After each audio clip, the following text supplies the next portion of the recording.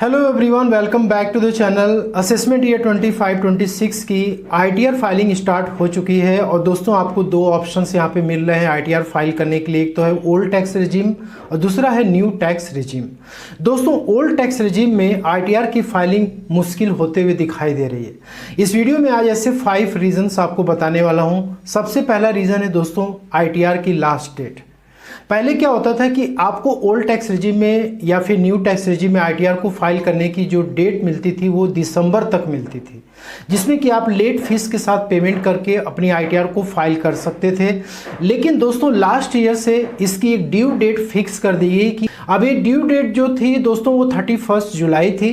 जो non audit case के person होते हैं, जैसे कि यहाँ पे कोई सैलरीड या पेंशनर्स हैं, इंडिविजुअल एचयूएफ हैं, ठीक है, जिनको कि इनकम जो है सैलरी से हो रखी है या पेंशन से या फिर अदर सोर्सेज की इनकम, जैसे कि सेविंग बैंक की इंटरेस्ट, एफडी की इंटरेस्ट, डिविडेंड की इनकम या फिर हाउस प्रॉपर्टी की इनकम, कैपिटल गेन की इनकम, एग्रीकल्चरल इनकम, इस प्रकार के जो भी टैक्स पेयर्स हैं जिनको कि ये इनकम हो रही है और दोस्तों इनके ऊपर आईटीआर 1 या आईटीआर 2 फॉर्म्स एप्लीकेबल हैं और जनरली ऐसे एसएससी के ऊपर ऑडिट एप्लीकेबल नहीं होता है।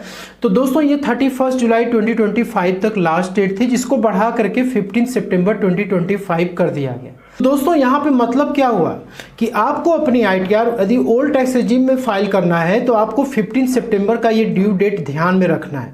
15 सितंबर के बाद आप अपनी आईटीआर को ओल्ड टैक्स रिजीम में लेट फीस के साथ आप फाइल नहीं कर सकते। दूसरा यहाँ पे कैटेगरी ऐसे पर्सन की है जो कि बिजनेस और प्रोफेशंस की इनकम की कैटेगरी में आते हैं, जिनके ऊपर की ऑडिट एप्लीकेबल नहीं है। तो दोस्तों इसमें नॉर्मली दो तरीके के टैक्स पेयर होते हैं। एक तो होते हैं जो कि बुक्स ऑफ अकाउंट्स को मेंटेन नहीं करते हैं लेकिन उनकी बिजनेस और प्रोफेशन से इनकम हो रखी है, वो सेक्शन 44AD, 44ADA या 44A में अपनी इनकम को रिपोर्ट करते हैं प्रिजम्पटिव टैक्सेशन स्कीम में। और दूसरा है कि इसकी एक थ्रेशोल्ड लिमिट है टर्नओवर की, जब वो क्रॉस करती है तो भी आपको ऑडिट कराना होता है। फिलहाल में ऑडिट आपको नहीं कराना है तो ऐसे केस में दोस्तों आपके ऊपर आईटीआर 3, आईटीआर 4 फॉर्म एप्लीकेबल होते हैं। तो नॉर्मली जो प्रिजम्पटिव टैक्सेशन स्कीम में अपनी इनकम को डिक्लेयर कर रहे हैं उनको आईटीआर 4 फॉर्म फाइल करना होता है, लेकिन जो लोग प्रिजम्पटिव टैक्सेशन स्कीम को ऑप्ट नहीं करना चाहते हैं उनको आईटीआर 3 फॉर्म में अपने बिजनेस और प्रोफेशन की इनकम को डिक्लेयर करना पड़ता है। ठीक है, अब दोस्तों यहाँ पे क्या है कि इसकी भी ड्यू डेट पहले 31 जुलाई थी लेकिन इसको बढ़ा के 15 सितंबर कर दिया गया। तो ऐसे पर्सन को जिनकी की बिजनेस और प्रोफेशन से इनकम है वो नॉन ऑडिट केस की कैटेगरी में आते हैं, तो उनको अपनी आईटीआर ओल्ड टैक्स रिजीम में फाइल करने के लिए दोस्तों यहाँ पे फॉर्म 10 IEA सबमिट पहले करना है। तो ये टैक्स पेयर पहले क्या करेंगे, आईटीआर भरने से पहले उनको फॉर्म 10 IEA पोर्टल पे सबमिट करना है। उसके बाद उसकी एक्नॉलेजमेंट नंबर और उसकी डेट आईटीआर में अपने इंटर करना है, तब वो अपनी आईटीआर को ओल्ड टैक्स रिजीम में फाइल कर पाएंगे। तो आप देख रहे हैं कि कितना ज़्यादा इसमें कॉम्प्लेक्सिटी दिखाई दे रही है। एक पर्सन ऐसा है जिसको कि फॉर्म 10 IEA सबमिट करने की कोई ज़रूरत नहीं है।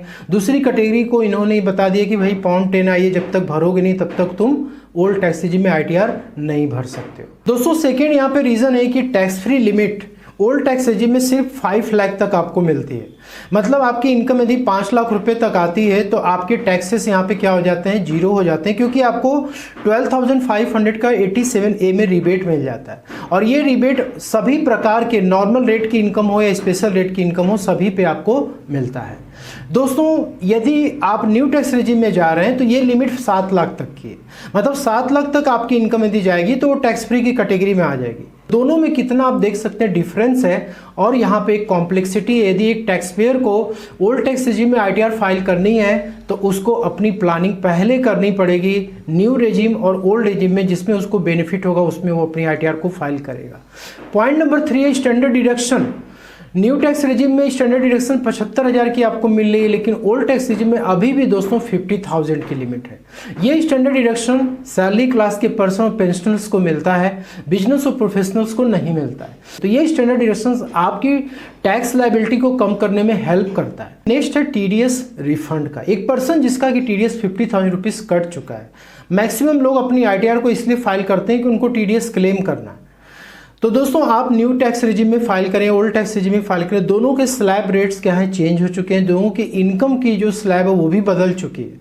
तो एक ओल्ड टैक्स रिजीम का जो पर्सन है वो अपना टीडीएस रिफंड क्या क्लेम कर पाएगा। एग्जाम्पल के लिए मान लीजिए कि टोटल इनकम 8.5 लाख है फाइनेंशियल 24-25 में।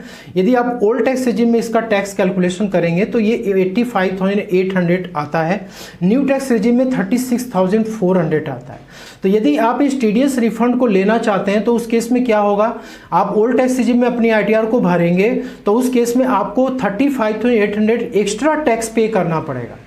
आपके टैक्सेस 36,400 के बन रहे, 50,000 का आपका टीडीएस कटा है तो आपको नेट यहाँ पे अमाउंट रिफंड के तौर पे इशू हो जाता है। तो जो पर्सन ओल्ड टैक्स रेजिम में अपनी आईटीआर को फाइल कर रहा है उसको रिफंड क्लेम करना तो दूर की बात है, उसको दोस्तों यहाँ पे एक्स्ट्रा टैक्स का पेमेंट करना पड़ रहा है।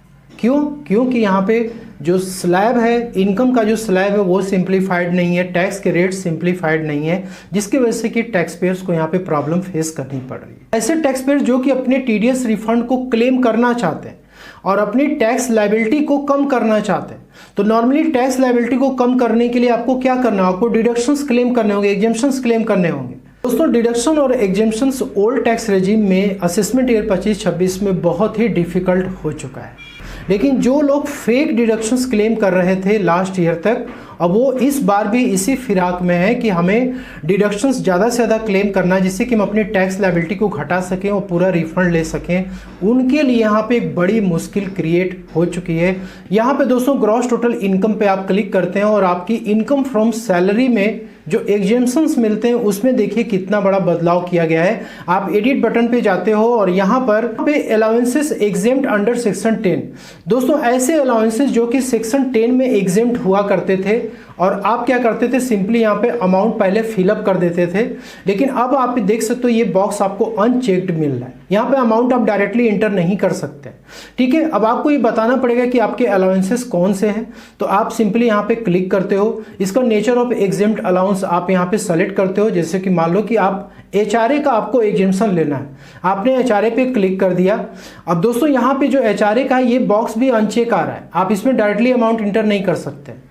अब यहाँ पे आपको क्या करना होगा, ये जो है सेक्शन 1013 एचआरए का जो शेड्यूल है इसमें दोस्तों अब आपको फिगर पहले इंटर करनी पड़ेगी। सबसे पहले आपको प्लेस ऑफ वर्क बताना है कि आप मेट्रो में काम करते हो या नॉन मेट्रो में करते हो। इसके बाद आपको एक्चुअल में कितना एचआरए रिसीव हुआ है आपको एम्प्लॉयर से, आपने एक्चुअल रेंट पे कितना किया हुआ है, और दोस्तों आपकी जो बेसिक सैलरी है वो क्या है, डियरनेस अलाउंस क्या है, actual rent paid minus 10% of salary आपकी कैलकुलेट हो जाती है। और यहाँ पर है 50% और 40% ऑफ सैलरी ये कैलकुलेट करना है। मतलब कि मेट्रो सिटी में आप हैं तो 50% ऑफ सैलरी आपको लेना है और नॉन मेट्रो में तो 40% लेना है। दोस्तों ये क्राइटेरिया है एचआरए एग्जेम्पशन क्लेम करने का। पहले लोग एग्जेम्पशंस में एचआरए का कुछ भी अमाउंट डाल देते थे, लेकिन दोस्तों अब असेसमेंट ईयर 25-26 में आपकी जो एचआरए एग्जेम्पशन है वो इतना आसान नहीं होगी जब तक आप यहाँ पे डिटेल सबमिट नहीं करेंगे। इसके बाद अब आते हैं डिडक्शंस के ऊपर। ओल्ड टैक्स रेजिम में आपको काफ़ी सारे डिडक्शंस यहाँ पे अवेलेबल कराए गए हैं।